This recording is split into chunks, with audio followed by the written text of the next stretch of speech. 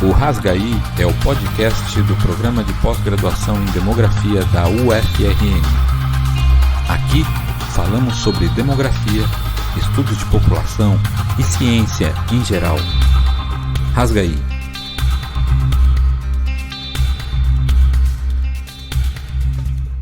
O terceiro episódio do Rasgaí vai discutir um tema relacionado à pandemia da Covid-19.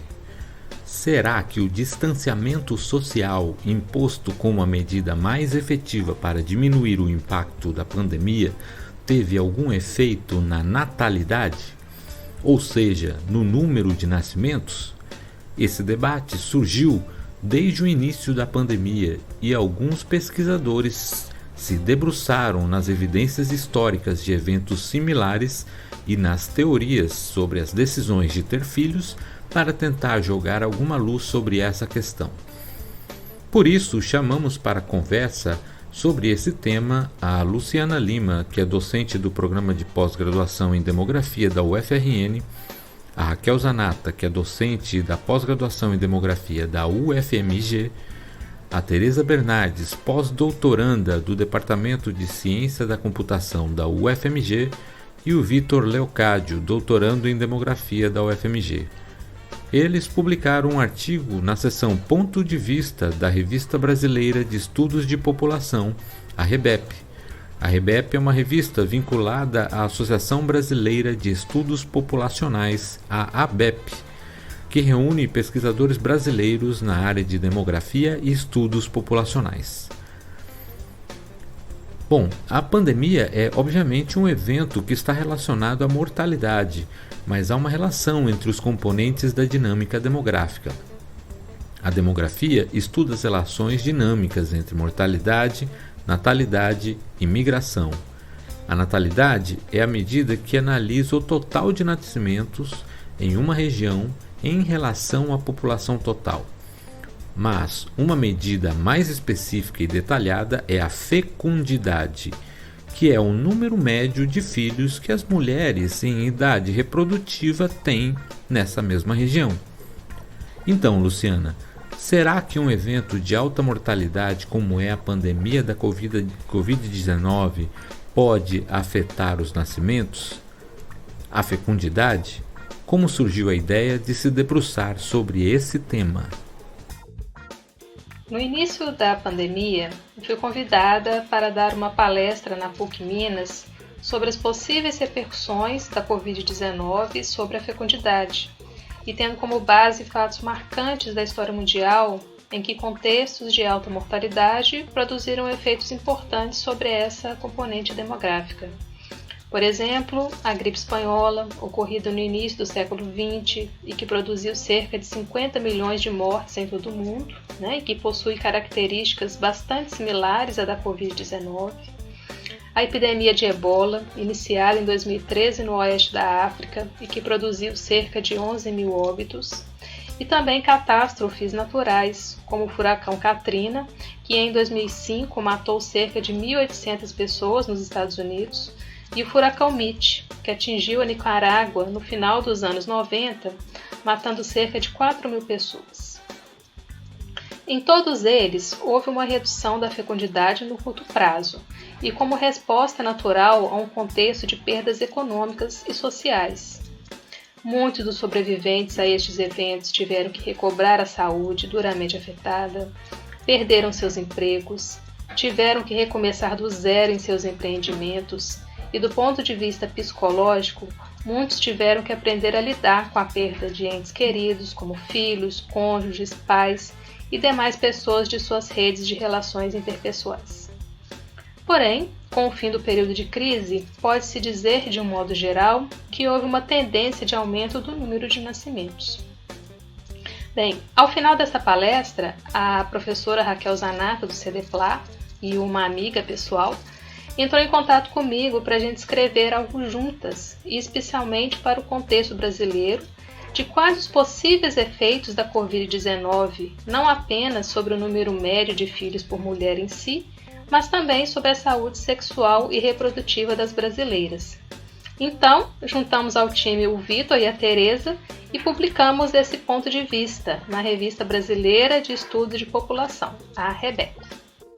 Vitor, no senso comum há uma percepção de que as pessoas não racionalizam a sua decisão de ter filhos. Então, será que há justificativas para as pessoas terem menos filhos diante da pandemia da Covid-19? O que se fala é que quando a pessoa tem muitos filhos é porque ela não tem televisão em casa.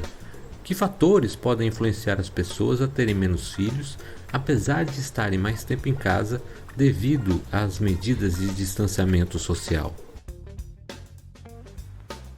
Bem, tratando então dos fatores que diminuiriam a fecundidade devido à Covid-19, a gente agregou tais fatores, tais efeitos, em 4 grandes grupos. O primeiro deles trata do aumento da incerteza com relação ao futuro. Aumento da incerteza que pode causar um desejo de adiamento da gravidez para momentos mais propícios. A gente tem teorias da incerteza, sobre incerteza, que entende que tomadores de decisão, nesse caso aqui os casais, eles tendem a adotar uma postura de minimização ou até completa aversão aos riscos quando existem contextos de incerteza, seja econômica, social ou pessoal.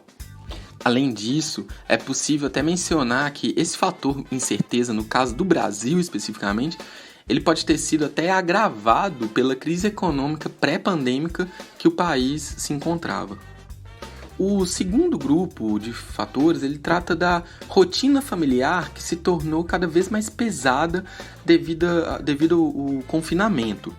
Se num contexto sem pandemia, a realidade brasileira já é de uma alta desigualdade de gênero na família, ou seja, no domicílio, é possível pensar que, num contexto de pandemia, as mulheres tendem a assumir uma parte ainda maior das tarefas não remuneradas da casa. Nesse cenário, então, de uma piora da equidade de gênero no nível familiar e até do estresse advindo dessa nova configuração de pouca equidade, de uma ainda menor equidade de gênero no nível familiar, é possível pensar que essas mulheres vão tender a reconsiderar os seus planos reprodutivos.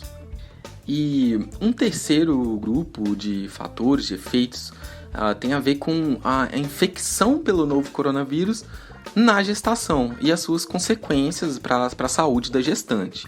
Apesar de não existir até agora indícios de que a infecção na gestação possa ter consequências para a saúde fetal propriamente dita, mulheres gestantes são consideradas grupos de risco por possuírem uma fisiologia alterada, o que as deixa mais vulneráveis às infecções. Assim, diversos estudos têm mostrado que essas mulheres grávidas, elas possuem um maior risco de apresentarem as formas severas da doença, do novo coronavírus, e, consequentemente, necessitarem de hospitalização, por exemplo. Inclusive, associações internacionais de reprodução assistida têm recomendado a paralisação das tentativas durante o período da pandemia. E essas recomendações, elas são no sentido não só de evitar complicações na saúde da gestante, como também até de evitar uma sobrecarga do sistema de saúde local. E por fim, um quarto grupo de fatores tem a ver com a diminuição dos encontros ocasionais que poderiam vir a gerar a gravidez. O impedimento forçado do contato físico, ele pode provocar diminuição de gravidezes indesejadas ou mesmo não planejadas, ainda que no curto prazo. Muito bem. Afinal, considerando que esteja garantido o acesso à informação e métodos de controle da fecundidade, as condições adversas tendem a fazer com que as pessoas pensem 2 vezes antes de planejar uma gravidez.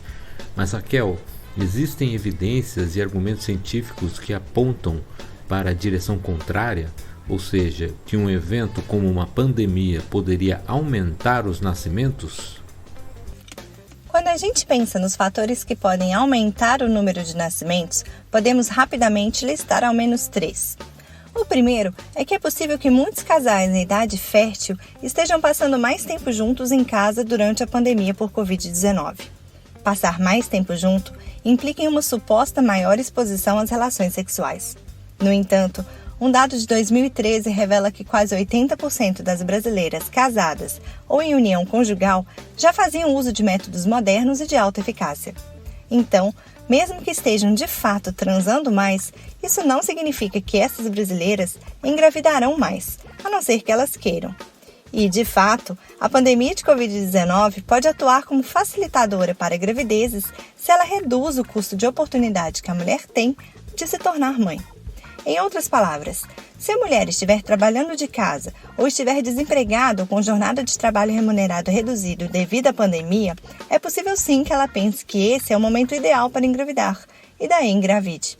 Mas essa é uma gestação desejada, e as mulheres para quem a gravidez atrapalha a carreira são geralmente as de alta escolaridade. O segundo ponto é que, para uma importante parcela das brasileiras, a Covid-19 traz consequências importantes para o comportamento reprodutivo justamente por causa da perda da capacidade de prevenir gestação não desejada. Essas são brasileiras de baixa escolaridade e com baixo nível socioeconômico ou baixa renda, para quem o uso do método contraceptivo já não é perfeito. Muitas vezes, os métodos utilizados não são de alta eficácia ou são usados de forma não consistente, ou as mulheres possuem poucas informações sobre métodos disponíveis ou possuem informações inadequadas com relação aos efeitos colaterais e acabam desistindo deles. Muitas mulheres também sofrem com a falta do método, com o preço dele no mercado quando não conseguem adquirir de forma gratuita nos postos de saúde ou farmácia popular, ou simplesmente não conseguem utilizar de forma consistente, pois também sofrem com baixos níveis de igualdade de gênero dentro do domicílio e muitas vezes não conseguem negociar o uso do método com o seu parceiro sexual. No caso da Covid-19, além do aumento da dificuldade da usuária de obter ou utilizar o contraceptivo, tem também o medo ou impedimento de visitar as instituições de saúde para serviços não urgentes. Muitos postos de saúde e consultórios médicos têm limitado o acesso de pessoas saudáveis e também têm cancelado cirurgias eletivas, como vasectomias e laqueaduras. Em suma, nós pesquisadores tememos que grande parte da população brasileira, por causa da Covid, tenha ficado ainda mais exposta às gravidezes não planejadas devido à perda do acesso à contracepção adequada ou do fato da pandemia ter aumentado ainda mais a precariedade da sua utilização. Uma terceira forma de aumento da fecundidade e outro problema particularmente brasileiro é com relação às nossas adolescentes. A impossibilidade de frequentar as escolas pode levar à evasão, o que prejudica a formação das jovens, ao passo em que diminui o conhecimento de práticas relacionadas à saúde sexual e reprodutiva, e também pode enfraquecer o plano de esperar os estudos para formar uma família. E quando você tem perda da contracepção e também perda de acesso ao sistema educacional, isso significa um risco a mais de gravidez para essas meninas. Por último, temos que nos lembrar também que, além de aumentar as gravidezes não planejadas, a Covid-19 também pode dificultar o acesso aos outros serviços de saúde da mulher, como exames preventivos de câncer uterino e de mama, além do rastreio de outras doenças como diabetes e pressão alta. Além disso, ficando mais tempo em casa e muitas vezes perdendo a sua renda, mulheres também estão mais expostas às violências sexuais e de gênero. Mas esse é assunto para outro podcast.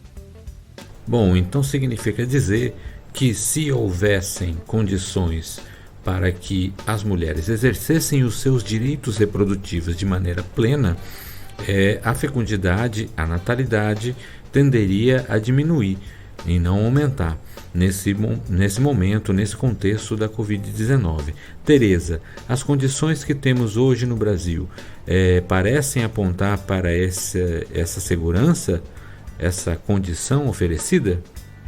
Ressaltamos que, para além dos efeitos da Covid-19, nos efeitos reprodutivos, programas que prezam pela assistência e saúde da mulher no SUS vêm sendo descaracterizados e questionados pelo governo atual.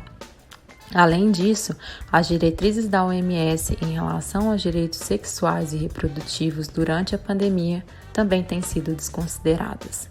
Por fim, a pandemia levantou em vários países a necessidade da criação de um sistema de saúde universal. Diante disso, devemos ressaltar que nós, brasileiros, já temos um sistema universal de acesso à saúde, que é exemplo e que precisa ser defendido e fortalecido. Muito bem, conversamos então com Luciana Lima, Raquel Zanata, Vitor Leocádio e Tereza Bernardes sobre esse tema super atual e tão importante. Não se trata apenas de uma questão de se a pandemia vai aumentar ou diminuir o número de nascimentos, mas como a pandemia, de modo direto ou indireto, afetará as perspectivas de acesso aos serviços de saúde reprodutiva e planejamento familiar. As informações sobre como acessar o artigo Considerações sobre a pandemia de Covid-19 e seus efeitos sobre a fecundidade e a saúde sexual e reprodutiva das brasileiras, publicado na Revista Brasileira de Estudos de População, estão na descrição deste episódio. Parabéns pelo excelente tema de discussão e obrigado pela sua colaboração com o nosso podcast. Ficamos por aqui e até a próxima semana no nosso podcast Rasgaí.